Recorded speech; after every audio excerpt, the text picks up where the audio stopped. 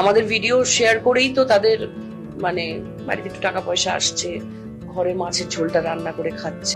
অনেক মহিলারাও আছে তারা মা, কিন্তু তাদের কোনো কাজ নেই আসলে ঘরে বসে রান্না বান্না করার পর একটু মনে হয় যে লোককে নিয়ে একটু নিন্দে করি, কাজ নেই, মস্তিষ্কর প্রবলেম। বাট আমাদের ভিডিও দেখেই তো, আমাদের ভিডিও শেয়ার করেই তো তাদের মানে বাড়িতে একটু টাকা পয়সা আসছে।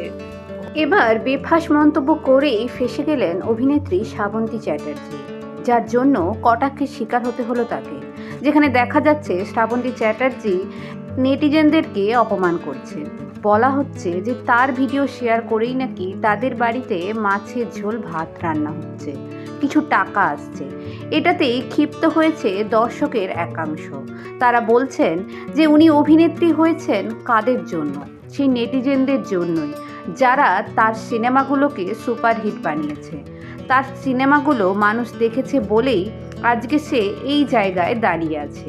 তাহলে তাদেরকে অপমান করার ক্ষমতা তার নেই, তার অহংকার নাকি অনেক বেড়ে গেছে।